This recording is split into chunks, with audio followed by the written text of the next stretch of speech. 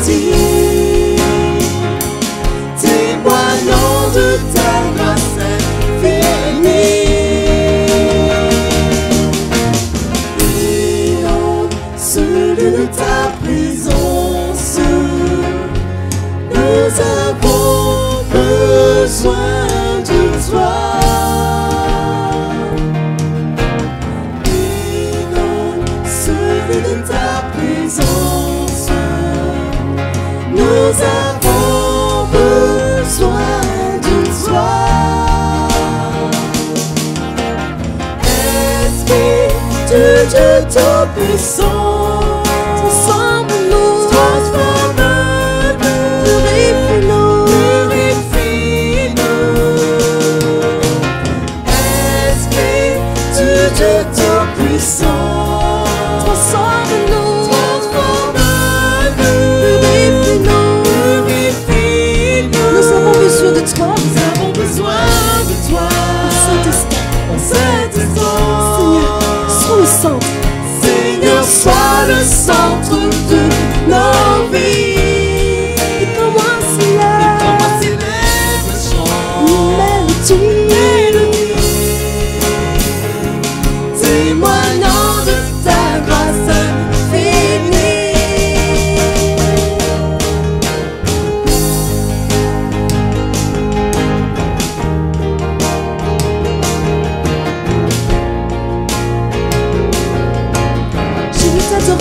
Je veux t'adorer, t'adorer. Je veux t'adorer, t'adorer. Je veux t'adorer, t'adorer. Seigneur, t'adorer.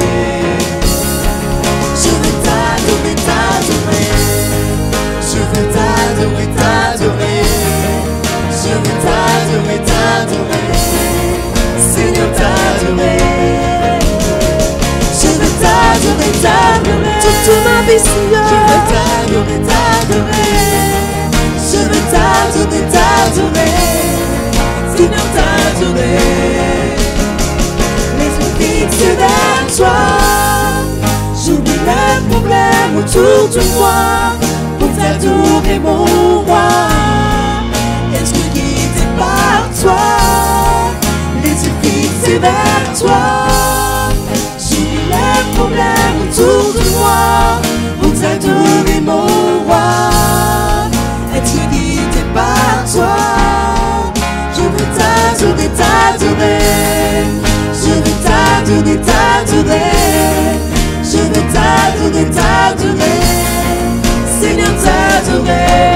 Je veux t'adorer, je veux t'adorer, t'adorer. Toute ma vie, Seigneur. Je veux t'adorer, t'adorer. Sois ma vie, Seigneur. Je veux t'adorer, t'adorer. Seigneur, t'adorer.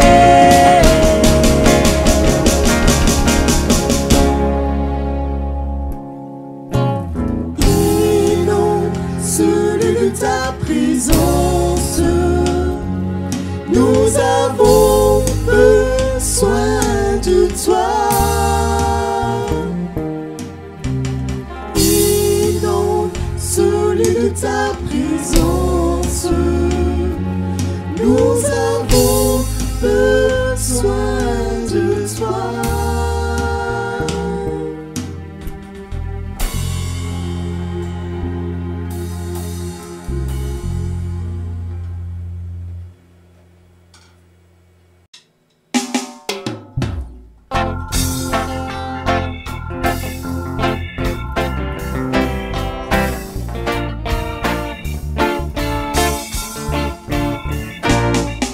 Ton amour tout le Père envoya son Fils Jésus pour accorder la lumière à tous ceux qui sont perdus.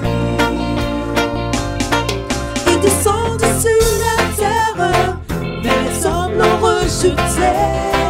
Il encourt au calvaire, mais Christ est ressuscité. Christ est roi. Christ est roi, Christ est roi,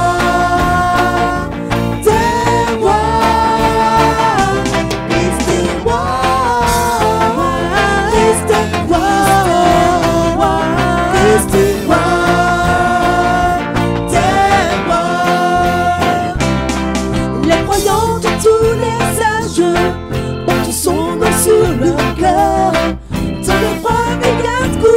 louange, car le Dieu est un sauveur. Il va par toute la terre annoncer le Fils béni, vient de porter la bannière sur laquelle il est écrit. Christ est roi, Christ est roi, Christ est roi, t'es roi. Christ est roi, Christ est roi, Christ est roi, t'es roi. Un jour les chrétiens du monde seront rassemblés par lui. Ils sortiront de leur tombe, car en lui ils ont la vie. Ils formeront un royaume, la terre sera leur pays. Leur nom sera un psaume à la gloire du Messie. Christ est roi, Christ est roi, Christ est roi, t'es roi. Christ est roi, Christ est roi, Christ est roi, t'es roi. Christ est roi, Christ est roi, Christ est roi, t'es roi. Christ est roi, Christ est roi, Christ est roi, t'es roi.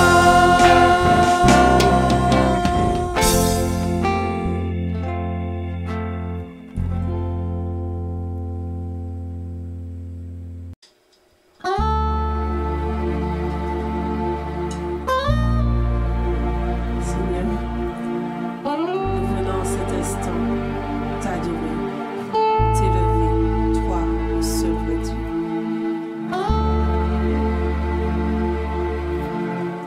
Adorons, adorons l'agneau.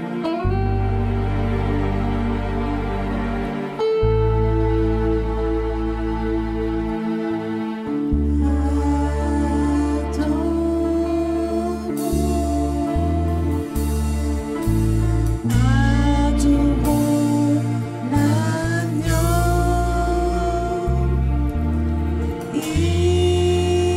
immolé pour nos péchés. Adorons,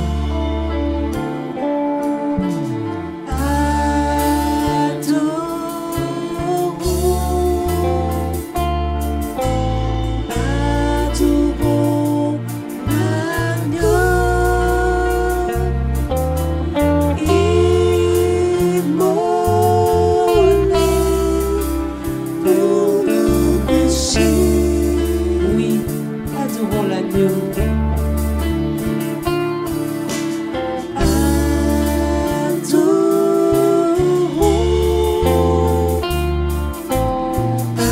Adorons l'agneau, immolé pour nos péchés. Lui seul est digne de recevoir nos louanges ce matin.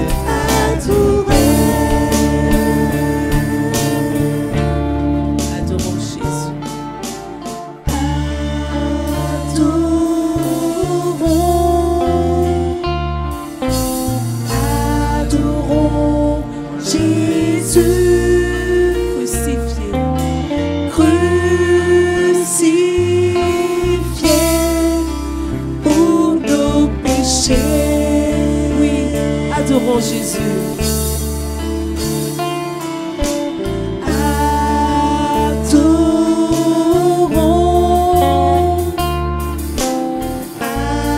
Adorons Jésus.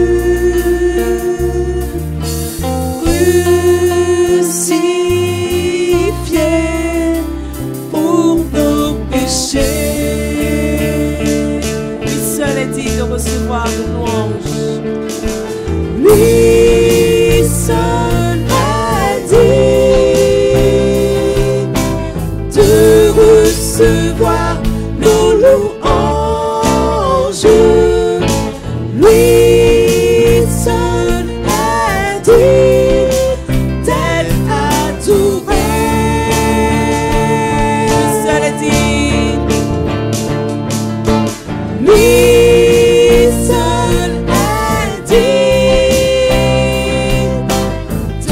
recevoir nos louanges. Lui seul a dit d'être adoré.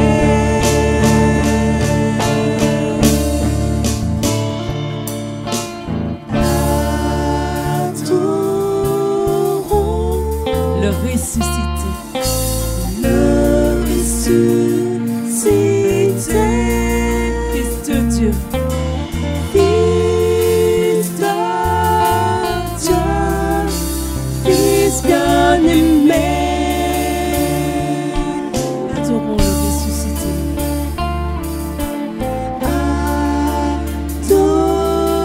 Adorons le ressuscité. Fils de Dieu, Fils de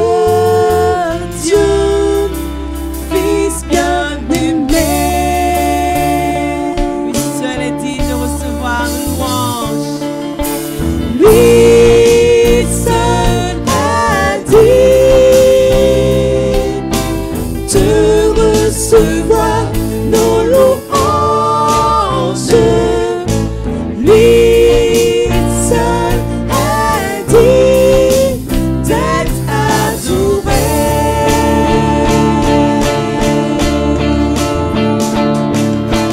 Lui seul a dit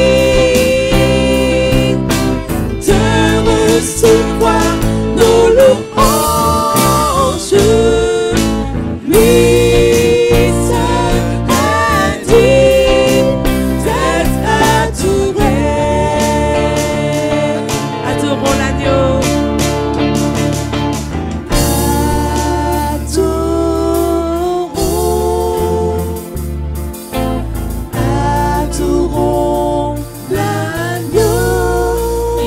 Pour nos péchés, immolé pour nos péchés. Oui, Jésus crucifié.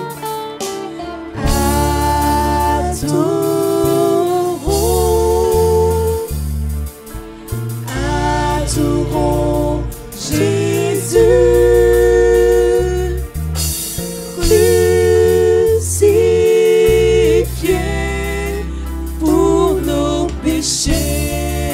Mais les ressuscités, adorons le ressuscité.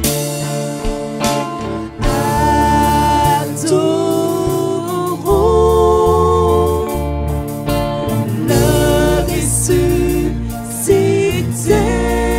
Fils de Dieu, Fils de Dieu, Fils bien-aimé. Seul est digne de recevoir nos louanges ce matin. Seul a dit de recevoir nos louanges. Lui seul a dit d'être adoré. Lui seul est digne, lui seul. Lui seul a dit de recevoir nos louanges. Lui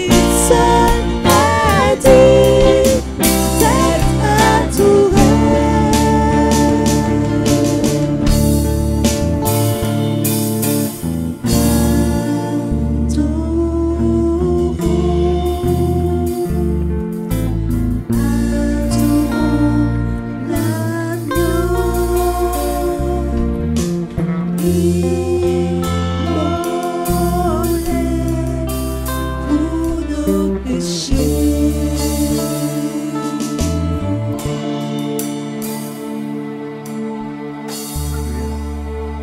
Que son nom soit béni.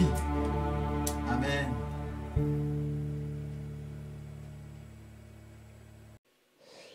Bien-aimés, je vous salue dans le nom de notre Seigneur. Que la grâce et la paix soient avec vous. J'espère que vous avez passé une bonne semaine sous le regard béni de notre Seigneur et que vous êtes là ce matin en ayant faim et soif d'entendre ses paroles. Je vous invite à vous incliner avec moi dans la prière afin de remettre cette prédication. Père éternel, je veux te dire merci parce que tu es un Dieu qui est merveilleux, un Dieu qui nous fait du bien chaque jour, un Dieu qui se révèle à nous. Merci Père Céleste pour toute cette semaine qui est passée. Nous voulons te dire merci pour toutes tes bénédictions, pour tous les défis qui ont été devant nous. Mais nous voulons surtout te dire merci pour ta grâce. Parce que nous croyons que ce jour nouveau, tu nous le donnes par l'effet de ton amour et de ta grâce envers nous. Donc en ce jour, nous voulons écouter tes paroles, non pas simplement les entendre, les écouter. Je veux te prier afin que tu puisses rendre nos cœurs sensibles à cette dernière, afin que nous puissions mettre en pratique toutes ces belles choses que nous entendrons encore venant de ta parole. Je veux te demander de venir à mon aide, Seigneur, moi qui prêche ta parole encore en ce jour. Manifeste-toi, Seigneur. Je t'ai prié au nom de Jésus. Amen. J'intitule ce message « La foi agissante ».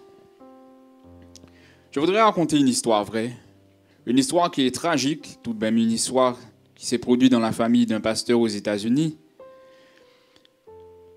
C'est l'histoire de deux pasteurs, l'un s'appelait Tim et l'autre s'appelait Tom. Et chaque année, ils se donnaient rendez-vous pour aller à la chasse ensemble.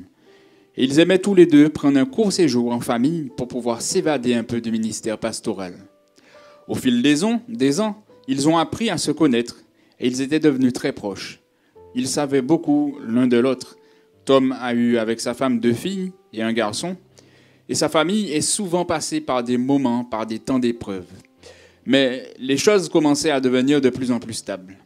Le plus grand problème dans cette famille, c'était un très grand classique, des choses que nos enfants doivent vivre. Leurs enfants étaient collégiens, c'étaient des lycéens et ils subissaient chaque jour la pression et l'acceptation des autres enfants non chrétiens. Cette année, en arrivant à leur point de favori de chasse, Tim a très vite remarqué que quelque chose n'allait pas avec Tom. Habituellement, Tom était très effervescent quand il s'agissait de chasse. Mais ce jour-là, il était là avec un regard vide. Tim savait qu'il se débattait avec quelque chose de costaud, qui était sur le point de le mettre au tapis.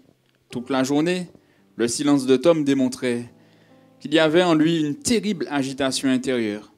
Finalement, une fois autour du feu de camp, il s'ouvrit à Tim. Le scénario que Tom peignait était familier et ennuyant. Beaucoup de personnes ont vécu une histoire similaire. Sa fille aînée s'était amourachée d'un garçon non chrétien. La sexualité s'y est mêlée. Puis 2 mois après la relation, elle était enceinte. La femme de Tom tomba des nues quand elle vit un paquet du planning familial arriver chez elle. Le planning familial, c'est un petit peu l'équivalent de la MIOF ici en Martinique. C'est à cet instant que sa fille lui avoua sa transgression. Tom et son épouse étaient dévastés par cette nouvelle. Des années d'éducation chrétienne qui tombent à l'eau en quelques secondes. Il était humilié, son estomac s'est noué et son cœur se raidit en apprenant ce qui s'était passé. Il était très perturbé en se rendant compte que sa fille avait pris une décision qui allait la marquer pour le reste de sa vie. Tu me lui demandas, mais qu'est-ce que tu comptes faire? Allait-il garder l'enfant? Allait-elle garder l'enfant ou allait-elle le faire adopter? Alors que le feu brûlait très lentement, Tom lui apporta un coup fatal. Il le regarda qu'à peine dans les yeux. Il resta silencieux par la nouvelle et il répondit, « Nous avons étudié toutes les options possibles. Nous avons décidé de prendre rendez-vous dans une clinique pour avorter. Et c'est moi qui l'ai emmené. » Tim resta sur le choc. Il repassa dans sa tête le ministère de son collègue. Il se rappela qu'il a toujours été contre l'avortement. que son épouse elle-même avait été à la tête d'un centre de grossesse pour femmes en crise. Avec le cœur malade, Tim demanda à Tom la raison de sa décision. Sa réponse se résumait l'essence de son problème. « Je sais ce que je crois, Tim, mais c'est différent de ce que je devais faire. Je devais prendre une décision qui aurait eu le moins de conséquences pour les personnes impliquées. C'est une histoire tragique, je l'ai dit. C'est choquant. Mais elle a un point positif. Elle démontre clairement ce qu'est une foi morte. Car quand on sait ce que l'on croit et qu'on fait le contraire de ce qu'on croit, on démontre que l'on a une foi qui est morte. Le Seigneur m'a mis à cœur de vous parler de ce qu'est la foi véritable. Et nous verrons ce matin deux résultats importants qui font partie de la foi. Je vous invite à ouvrir vos Bibles dans Jacques chapitre 2, des versets 14 à 26. Jacques chapitre 2, des versets 14 à 26. Mes frères, que sert-il à quelqu'un de dire qu'il a la foi s'il n'a pas les œuvres? Cette foi peut-elle le sauver? Si un frère ou une sœur sont nus et manquent de la nourriture chaque jour, et que l'un d'entre vous dise « Allez en paix, chauffez-vous et rassasiez-vous », et que vous ne leur donniez pas ce qui est nécessaire au corps, à quoi cela sert-il? Il en est ainsi de la foi. Si elle n'a pas les œuvres, elle est morte en elle-même. Mais quelqu'un dira de toi, tu as la foi, moi j'ai les œuvres. Montre-moi ta foi sans les œuvres, et moi je te montrerai la foi par mes œuvres. Tu crois qu'il y a un seul Dieu? Tu fais bien. Les démons croient aussi, et ils tremblent. Veux-tu savoir, ô homme vain, que la foi sans les œuvres est inutile? Abraham, notre père, ne fut-il pas justifié par les œuvres lorsqu'il offrit son fils Isaac sur l'autel? Tu vois que la foi agissait avec ses œuvres, et que les œuvres de la foi furent rendues parfaites. Ainsi s'accomplit ce qui est dit de l'Écriture. Abraham crut à Dieu, et cela lui fut imputé à justice. Il fut appelé l'ami de Dieu. Vous voyez que l'homme est justifié par les œuvres, et non par la foi seulement. Rahab la prostituée ne fut-elle pas également justifiée par les œuvres, lorsqu'elle reçut les messagers et qu'elle les fit partir par un autre chemin? Comme le corps sans esprit est mort, de même la foi sans les œuvres est morte. Nous avons ici les paroles les plus controversées de toute l'épître de Jacques. Ça l'a été même pour de très grandes personnalités de l'Église de Christ, comme Luther par exemple, qui croyait qu'il y avait une incompatibilité complète entre l'enseignement de Jacques et l'ensemble des Écritures. Pour Luther, Jacques, c'était l'épître de paille. Elle n'était bonne qu'à jeter au feu. Quelque part, c'est normal.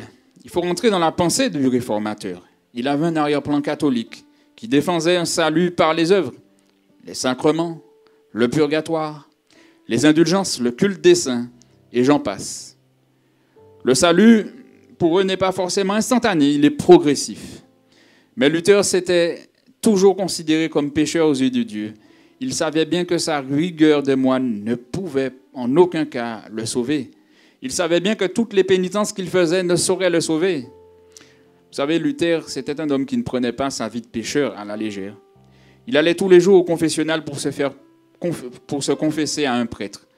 Un jour, même un prêtre lui a refusé l'entrée du confessionnal. Et ce prêtre le regarda en lui disant « Reviens quand tu auras de vrais péchés à confesser. » Alors, après ce temps-là, il s'enferma dans une tour pour étudier la Bible. Et il étudia beaucoup de textes. Et durant son temps d'étude, il a réussi à se rendre compte d'une chose, que la justification, elle s'obtient par la foi seule. Il a même senti les portes du paradis s'ouvrir à lui quand il a compris cela. Parce que tout le poids du péché qui était sur ses épaules avait disparu. Il est vrai, nous ne dirons rien contre cette doctrine. Le salut s'obtient uniquement par la foi, c'est bien vrai. Mais tout dépend de ce que l'on nomme foi. Et tout dépend de ce que je sais qu'est la foi. L'enseignement de Jacques et l'enseignement de la parole de Dieu sont en phase. La Bible a une excellente définition quand elle parle de la foi. C'est ce passage que nous avions déjà quasiment tous entendu. La foi est une ferme assurance des choses que l'on espère, une démonstration de ce que l'on ne voit pas. Moi, j'estime que c'est comme beaucoup de versets. Ils ne se suffisent pas à eux-mêmes pour avoir une définition complète.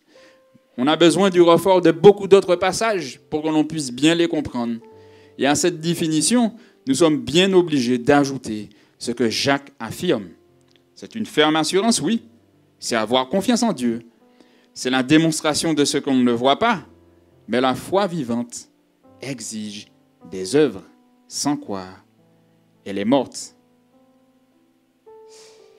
Si on devait synthétiser tout ce que l'on venait de lire, on pourrait dire que la justification, il est nécessaire d'avoir la foi, mais cette foi possède aussi des composantes. Et dans cette composante, il y a aussi les œuvres. Pour saisir l'entière vérité de ce qu'est la justification, il faut comprendre que la justification, elle comporte en réalité 6 aspects. Nous sommes justifiés par la foi, mais nous sommes également justifiés par la grâce. Nous le savons. Romains 3, 23 nous dit, car tous sont péchés, ils sont privés de la gloire de Dieu, ils sont gratuitement justifiés par sa grâce, par le moyen de la rédemption qui est dans Jésus-Christ. Nous sommes justifiés parce que nous ne le méritions pas, parce que Dieu a eu pitié de nous et que nous méritions tous plutôt la mort et l'enfer. Nous sommes justifiés par la foi, vérité que nous connaissons. Romains chapitre 5 au verset 1er nous le dit très clairement. Étant donc justifiés par la foi, nous avons la paix avec Dieu par notre Seigneur Jésus-Christ. Cette foi, c'est la réponse que nous donnons à l'appel de Dieu. Nous croyons ce que Dieu a fait pour nous. Nous sommes justifiés également par le sang de Jésus. Romains chapitre 5 des versets 8 à 9 nous le disent. Mais Dieu prouve son amour envers nous en ce que lorsque nous étions encore pécheurs, Christ est mort pour nous. À plus forte raison, donc maintenant que nous sommes justifiés par son sang, nous serons sauvés de lui, par lui, de la colère. Ce sang est le prix qui a été payé pour nous, pour que nous soyons justes aux yeux de Dieu et que la dette de nos péchés soit effacée par le sang précieux de notre Seigneur Jésus-Christ. Les impies que nous étions sont devenus justes. Nous sommes justifiés par Dieu le Père, qui accusera les élus. C'est Dieu qui justifie. Romains 8, 33. Nous sommes justifiés également par la résurrection. Romains 4, au verset 25, nous le dit, lequel a été livré pour nos offenses et ressuscité pour notre justification. Et voici le point le plus controversé, mais qui est réel. Nous sommes justifiés par la foi, mais pour que cette foi soit efficace, il faut qu'elle soit accompagnée d'œuvres. Vous savez, entre Jacques et Jésus, il n'y a aucune contradiction entre eux. Aucune.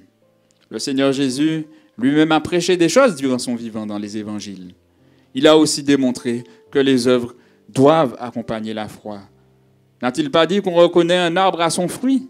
Si un arbre ne produit pas de fruits, il est bon à une chose. Il est bon à être pris et à être jeté au feu.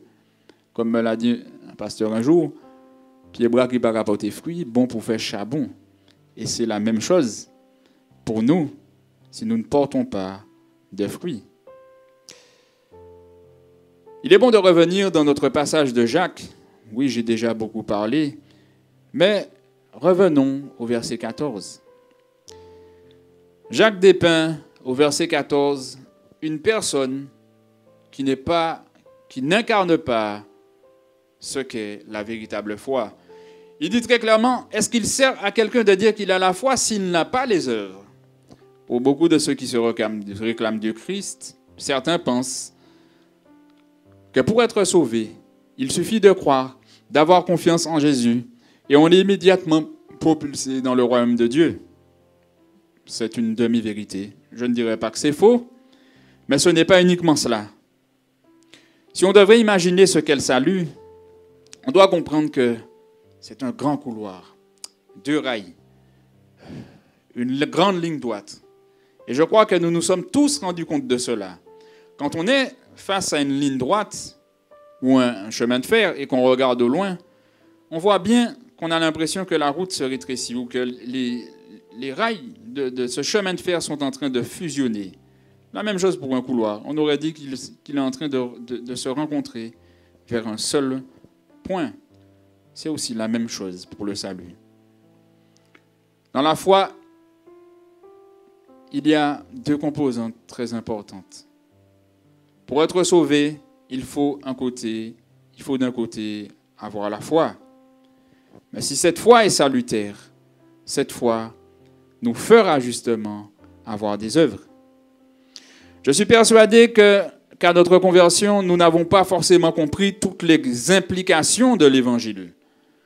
Nous ne savions pas tout ce que nous devons faire ou ne pas faire, c'est bien vrai. Mais je crois même que ce n'est pas le cas aujourd'hui. Je crois que c'est toujours le cas aujourd'hui, plutôt, excusez-moi. On aura toujours à apprendre sur la volonté de Dieu. Toutefois, la Bible nous démontre qu'il y a une orientation nouvelle qui se donne justement à celui qui commence sa marche avec le Seigneur. Si quelqu'un est en Christ, il est une nouvelle créature. Les choses anciennes sont passées. Voici, toutes choses sont devenues nouvelles. Oui, toutes choses, comme me le disait mon pasteur, sont en train de devenir nouvelles pour toi. Et oui, la nouvelle création que nous sommes ne fait pas de nous des personnes parfaites. La nouvelle création que nous sommes a besoin encore de grandir et d'aller jusqu'au bout avec son Seigneur. Bien sûr, cette nouvelle création que nous sommes, c'est Dieu qui la crée. Et il fera aussi tout son possible pour que nous puissions porter du fruit. C'est le Seigneur qui nous mène lui-même sur les sentiers de la sanctification. Il est bon de voir ce que Paul a pu lui-même affirmer. L'apôtre Paul n'a jamais affirmé que la foi est exemptée d'œuvres. Au contraire, il est bon de regarder ce qui est écrit dans Éphésiens chapitre 2, des versets 8 à 10. C'est par la grâce que vous êtes sauvés par le moyen de la foi, et cela ne vient pas de vous. C'est le don de Dieu. Ce n'est point par les œuvres, afin que personne ne se glorifie. Car nous sommes son ouvrage, ayant été créés en Jésus-Christ pour de bonnes œuvres que Dieu a préparées d'avance, afin que nous les pratiquions. Il a été clairement dit dans ce passage, au verset 10, que nous sommes l'ouvrage de Dieu, créé en Jésus pour une chose, pour de bonnes œuvres que Dieu a préparées d'avance. Il y a donc des œuvres. La foi pousse inévitablement à l'action. Pour poser la fondation de son argument, Jacques prend un exemple typique de ce qu'est la foi sans œuvre. Au verset 15 à 17. Il prend ici un cas hypothétique, une hypothèse qui est remplie de sens pour nous. Supposons qu'il y ait une personne qui manque chaque jour de quoi manger, de quoi se vêtir, et qu'on dit à cette personne, mais va en paix, chauffe-toi, sois béni, et qu'on ne lui donne pas ce qui est nécessaire à son corps, à quoi cela sert-il? Il en a ainsi de la foi. Si elle n'a pas d'œuvre, elle est morte en elle-même. Autant insensé que cela puisse paraître, c'est un bon exemple qui est bon pour nous encore aujourd'hui. Un exemple qui était bon à l'époque des Juifs, eux-mêmes qui aimaient dire que la paix soit sur vous, en saluant, et les Grecs même aimaient dire charis kairéné, que la paix et la grâce soient sur vous. Mais ils avaient aussi des comportements qui démontrent que ce n'était pas la véritable foi. Si quelqu'un souffre de quelque chose et que nous ne sommes pas prêts à l'aider à enrayer sa situation alors que nous en avons les moyens et la puissance, nous démontrons que nous n'avons pas la foi qui sauve. Cela démontre plutôt un manque profond de compassion. On raconte l'histoire d'une reine en Europe qui était partie au théâtre et elle laissa son cocher à l'extérieur, mais il faisait froid, il faisait très froid durant cette nuit. Et elle regarda cette scène, cette pièce de théâtre, elle en était tellement émue qu'elle pleura. Mais une fois ressortie, elle trouva son cocher dehors et il était mort de froid. Elle n'a versé aucune larme pour lui. Aucune larme. C'est étonnant de voir combien notre monde est superficiel et quelquefois combien nous pouvons être superficiels. On peut pleurer pour certaines tragédies. On peut se révolter pour des injustices qui touchent le monde. Mais quand il s'agit d'aider son prochain, quelquefois, on ne le voit plus. Dans notre monde, l'imaginaire surpasse la réalité, frères et sœurs. L'imaginaire, bien souvent, surpasse la réalité. Il ne doit pas être le cas, frères et sœurs. Il est bon plutôt d'entendre ce que le Seigneur a à nous dire en ce matin. Je ne suis pas en train de vous dire, frères et sœurs, que vous n'avez à donner ce que vous n'avez pas. Oui, vous pourrez déshabiller Pierre pour habiller Paul. Bien sûr, ce n'est pas ce que le Seigneur te demande. Mais le Seigneur te demande de bien estimer tes ressources et de bien regarder si tu ne peux pas en donner. Vous savez, il y a une chose aujourd'hui, nous avons un de ces conforts. C'est vrai que les temps sont difficiles, mais si l'on regarde vraiment au confort que nous avons à côté d'autres pays, frères et sœurs, je tiens à le dire, nous menons des vies aisées. Je suis persuadé que beaucoup d'entre nous, il y a tout de même des exceptions, mais que beaucoup d'entre nous ont tous un congélateur qui est rempli. Et que bien souvent, nous ne savons même pas ce que nous voulons manger, tellement qu'il y a de choix. Je pense que nous avons tous une bonne garde-robe, nous avons beaucoup de vêtements, mais avons-nous besoin autant de choses? Toutes ces choses, ce sont des bénédictions que ton Dieu t'a données. Et je crois que tu peux également les partager. Tu peux également les donner à ceux qui sont dans le besoin dans ton église, mais également parmi tout ton entourage pour ton prochain. Jacques termine cette section des versets 18 à 20 en montrant que la foi sans les œuvres est une complète aberration. Il y a une chose qui est tellement magnifique que Dieu nous a donnée, frères et sœurs, et ça, il l'a fait pour tous les hommes. Il nous a donné cette faculté à avoir confiance. La foi, ça ne vient pas de nous. C'est une chose qui vient de Dieu. Avoir confiance, c'est une chose qui est vraiment extraordinaire. Je regardais un documentaire une fois qui parlait de comment la confiance pouvait influencer la guérison face à certaines maladies. Dans ce documentaire, on parlait ici de personnes qui étaient atteintes du cancer. Et certains d'entre eux étaient chrétiens, d'autres étaient bouddhistes, d'autres faisaient confiance à la médecine et d'autres en leur propre capacité à guérir. Il y a une chose qui était intéressante à voir, c'est que toutes ces personnes s'attachaient au moins à quelque chose. Et c'est parce qu'ils s'attachaient à quelque chose qu'ils ont eu leur guérison. Il est évident, croire, c'est une bonne chose, mais croire en Dieu, c'est mieux. Croire en Dieu, c'est mieux, mais croire en Dieu, ce n'est pas tout. Jacques le dit très clairement. Tu crois qu'il y a un seul Dieu, tu fais bien. Oui, tu fais bien. Les démons, eux aussi, ils croient, et même ils tremblent. Beaucoup de religions se réclament du Christ. Notre société est elle-même très pieuse en Martinique. On n'arrivera pas à un endroit et ce sera très rare de trouver quelqu'un, quand on va commencer à parler de Dieu, qui va nous dire « Non, je ne crois pas en Dieu ».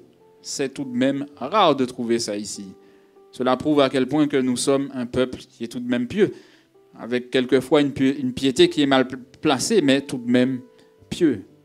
Quand on creuse chez certains, on pourra se rendre compte justement que chez beaucoup, leur foi est creuse. Jacques parle d'êtres qui sont tellement extraordinaires, il parle des démons, d'anges déchus. Si les démons, ce sont des êtres spirituels, vous savez, ils ont été créés par Dieu, ils étaient là avant la fondation du monde, ils ont vu Dieu, ils connaissent mieux que nous-mêmes la volonté de Dieu. Ce sont d'ailleurs les meilleurs biblistes qui existent ici-bas. Et il y a une chose aussi qui est très importante dans ce passage, c'est que non seulement ils croient, mais tellement qu'ils croient en l'existence de Dieu, qu'ils en frissonnent, qu'ils en tremblent. Parce qu'ils savent aussi leur fin. Ils savent qu'un jour, que tout sera fini pour eux. Frères et sœurs, il y a une chose à dire avec ce passage. Les anges sont eux-mêmes des créatures qui nous surpassent en plein de choses. Et eux-mêmes, ils croient qu'un jour, que tout sera fini pour eux. Ils détestent la volonté de Dieu, il déteste sa parole. Celui qui croit, qui est incapable de démontrer qu'avec des actions, celui qui croit et qui est incapable d'action démontre très clairement, qu'il a une piètre connaissance de ce qu'est les démons. Il n'aime pas Dieu et il n'aime pas sa parole. En d'autres termes, il est un petit peu comme ces démons qui connaissaient la volonté de Dieu, qui sait qu'ils ont une fin, mais qui ne veulent pas mettre en pratique les choses.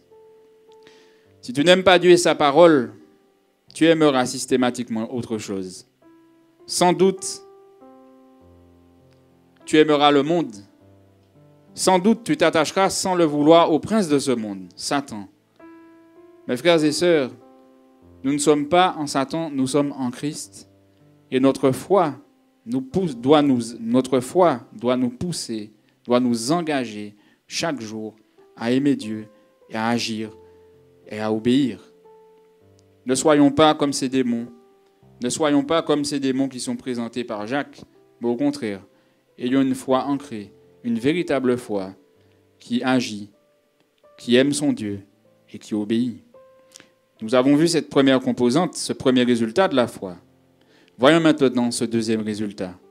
La foi véritable est vivante. Jacques veut terminer son argument en apothéose. Il vient de nous montrer ici ce qu'est une foi qui est morte. Il veut nous donner deux exemples de ce qu'est une foi qui est vivante. Il est question ici d'Abraham, le père de la foi. Il est question ici de Rahab, la prostituée. Ce premier exemple de foi vivante a suscité beaucoup de tensions chez les chrétiens, car ce point que Jacques est en train d'affirmer est un peu en train de... on aurait dit que c'est en train de contredire ce que Paul a lui-même affirmé dans Romains chapitre 4, des versets 9 à 12. J'aimerais lire ce passage avec vous pour que vous puissiez bien comprendre de quoi il s'agit. Dans Romains chapitre 4, des versets 9 à 12, il est écrit: « Ce bonheur n'est-il pas pour les circoncis? Ou est-il également pour les incirconcis? Car nous disons que la foi fut imputée à justice à Abraham. Quand donc lui fut-elle imputée? Était-ce après ou avant sa circoncision? Il n'était pas encore circoncis, il était incirconcis. Et il reçut le signe de la circoncision comme sceau de la justice qu'il avait obtenu par la foi quand il était incirconcis, afin d'être le père de tous les incirconcis qui croient, pour que la justice leur soit aussi imputée. Et le père des incirconcis qui ne sont pas seulement circoncis, mais encore qui marchent sur les traces de la foi de notre père Abraham quand ils étaient incirconcis. » Notre passage de Jacques est en train de parler de la foi d'Abraham, que c'était une foi qui avait des œuvres et que ce sont ces œuvres qui l'ont justifiée. Ici, Paul est en train de démontrer que c'est la foi d'Abraham qui l'a justifié et qu'il a été justifié uniquement par sa foi. Il y a des choses à se dire quand on lit un passage biblique qui semble être en contradiction, que nous devons plutôt les voir comme des choses qui sont complémentaires. Paul dit qu'il a été justifié par sa foi, mais que ses œuvres ont été le sceau de sa justification. Paul mentionne la circoncision comme un sceau, et Jacques mentionne un autre moment. Il ne parle pas de circoncision, il parle d'un autre moment. Comme je le dis en première section, la justification, elle s'obtient par la foi, mais cette foi nous poussera à l'action pour Dieu. C'est parce qu'Abraham avait la foi qu'il a obéi à Dieu, à l'ordre de la circoncision qu'il avait été reçu. C'est parce qu'Abraham avait la foi qu'il se leva de bon matin, selon les Écritures, qu'il sella son âne et qu'il prit avec lui 2 serviteurs et son fils Isaac. C'est parce qu'il avait la foi qu'il a fendu du bois pour l'Holocauste et qu'il est parti pour le lieu que Dieu lui avait dit. Une fois arrivé sur le mont Morija, c'est lui qui déclara encore par la foi de rester ici avec l'âne et que lui et le jeune homme seraient montés pour adorer et qu'il reviendrait auprès d'eux. Il savait très bien que ce qu'il se passerait sur le monde de Morija, Dieu aurait permis qu'il revienne avec son fils. Parce qu'Abraham croyait que Dieu avait la puissance pour ressusciter les morts. Et même si cela n'avait pas encore été fait à cet instant dans le récit biblique, il y croyait fermement. Abraham n'était pas un homme parfait dans sa foi, ni même dans ses œuvres. Si nous connaissons son histoire, nous savons très bien que quand la promesse reçue d'avoir un héritier tardait à venir, sa femme et lui ont mis au plan un stratagème. Il eut des rapports sexuels avec la servante de sa femme. Mais une chose qui ne resta pas sans conséquence non plus, puisque d'Ismaël est né tout le peuple arabe qui sont aujourd'hui comme une épine aux pieds des enfants de Dieu. Nous savons aussi qu'il a menti par crainte. Nous le savons aussi. Il n'a pas été parfait dans sa foi et ni même dans ses œuvres. Et vous savez, Dieu ne s'attend justement pas à ce que nous soyons parfaits, que nous soyons exempts de péché. Nous en sommes incapables, frères et sœurs. L'homme ne peut pas vivre sans qu'il ne pêche. Mais toutefois, il s'attend à une chose, c'est que nous ayons une foi agissante et une foi vivante, comme celle d'Abraham. Une foi qui sait reconnaître quand elle est tombée, une foi qui sait reconnaître quand il a péché et qui revient justement à la repentance et qui s'attend à ce que Dieu change ce qui n'est pas bon dans sa vie. Le deuxième exemple qui est dans ce passage, qui est utilisé par Jacques, c'est un personnage qui est assez singulier. Abraham faisait partie des enfants de Dieu. Elle était une païenne et une prostituée. Abraham était moral, elle était immorale. Il était noble, dur en Chaldée, elle était dépravée et habitait Jéricho. Pourtant, autant dépravée soit-elle, Rahab fait également partie de ce que nous appelons des héros de la foi. Elle est elle-même un ancêtre de notre Seigneur, puisqu'elle est un ancêtre de David. Il est bon de nous recentrer sur l'histoire de cette femme. Rahab était une Cananéenne qui avait reçu une révélation de Dieu. Par l'histoire qu'elle avait connue, par l'histoire qu'elle voyait des Israélites, elle avait compris que l'Éternel était le seul Dieu de toute la terre. Rahab aurait très bien pu livrer les soldats, les deux hommes aux soldats du roi. Elle aurait pu très bien leur faire prendre une autre route et qu'ils tombent sur eux. Non, elle les sauva. Et seule une prostituée et sa famille a été sauvée de la destruction de Jéricho parce qu'elle avait obéi à l'ordre des espions. Voici ce que produit la foi quand elle est agissante. Quand elle est vivante, elle produit des œuvres, justement, qui sauvent. En ce matin, je ne serai pas tellement plus long à développer ce point. Je pense que vous comprenez ce que je veux dire. Mais le Seigneur veut te parler. Il te demande à toi, est-ce que tu as une foi véritable? As-tu une foi qui te pousse à l'action et à l'obéissance? As-tu une foi qui est vivante? Jacques nous fait remarquer que tout comme un corps sans esprit est mort, il en est de même pour celui qui a une foi sans œuvre. Crois-tu en Dieu? C'est bien, mais agis-tu en conséquence? J'aimerais terminer, Seigneur, ce sermon par une application et par une histoire. Frères et sœurs, nous avons vu deux résultats de la véritable foi, de la foi agissante. Nous avons vu que dans Éphésiens, au chapitre 2, au verset 10, que Dieu nous a préparé des œuvres d'avance, n'est-ce pas? Comprenons que si nous avons la véritable foi, que nous devons être justement à l'affût de ces œuvres que Dieu a pour nous et qu'il a préparées d'avance. Et c'est dans la proximité que nous avons avec Dieu, avec notre Seigneur, que nous mettrons en place toutes ces œuvres qu'il a préparées pour nous.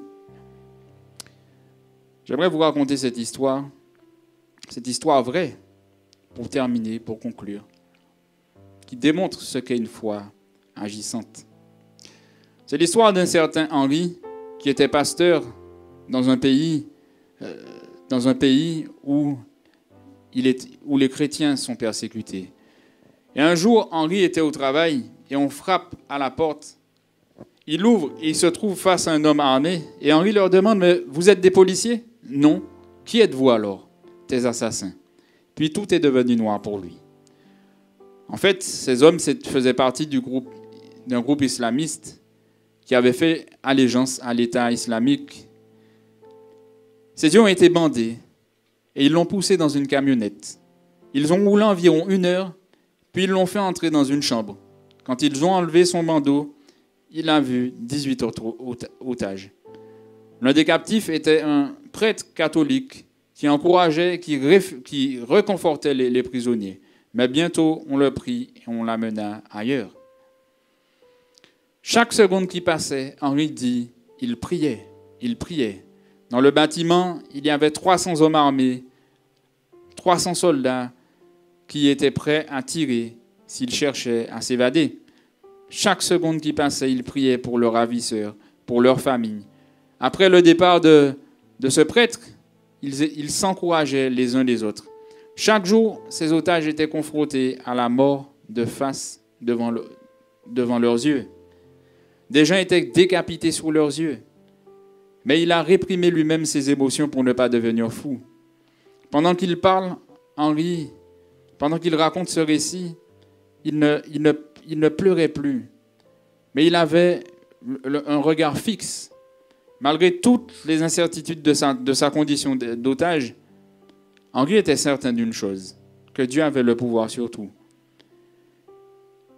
8 jours après son enlèvement, alors qu'Henri avait perdu espoir de survivre, il était déjà en train de prier, en train de dire au Seigneur de l'aider à accepter qu'il va mourir.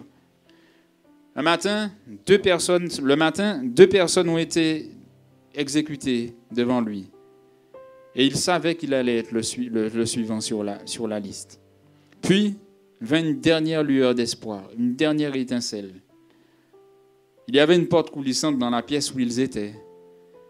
Et l'un des détenus poussa cette porte et ils se sont rendus compte qu'en fait qu'elle était ouverte et qu'on ne l'avait pas fermée à clé.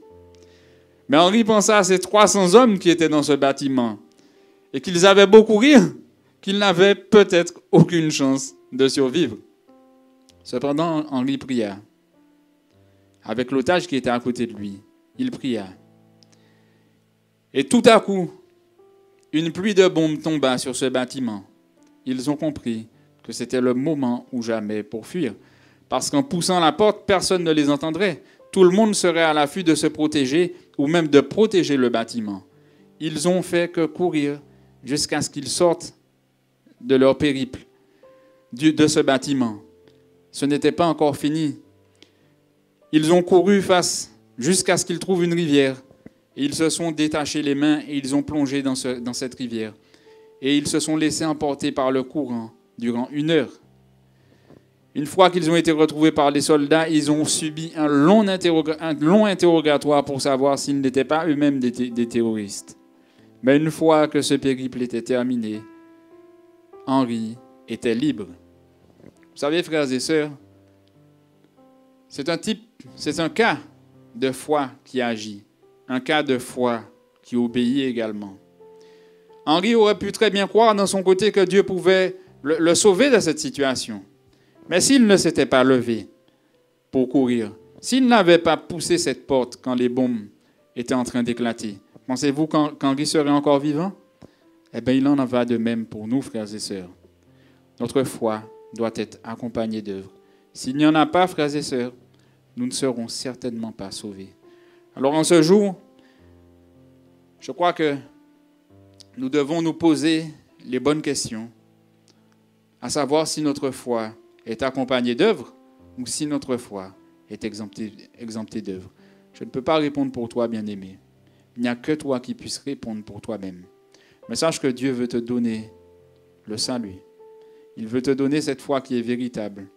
Et cette foi qui est véritable te poussera forcément à l'action et à l'obéissance. Et cette foi, elle sera vivante. Elle sera efficace. Que Dieu vous bénisse.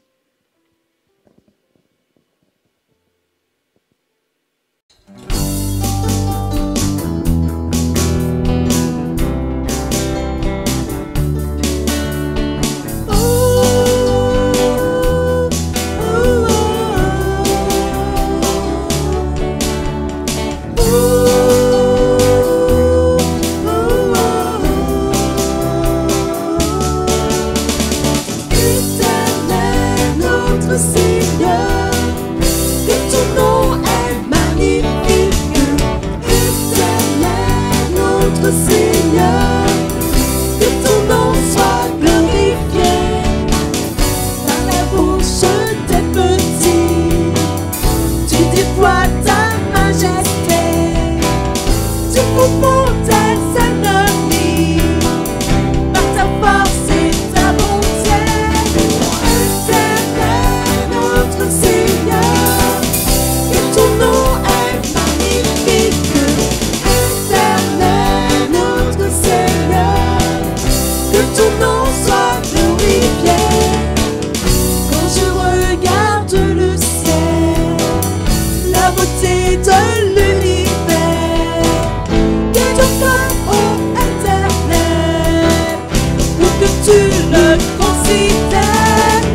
Éternel, notre Seigneur, que ton nom est magnifique. Éternel, notre Seigneur, que ton nom soit glorifié. Façonné à ton image, de ta gloire couronnée, tu nous donnes en héritage tout ce que tu as créé. Éternel, notre Seigneur,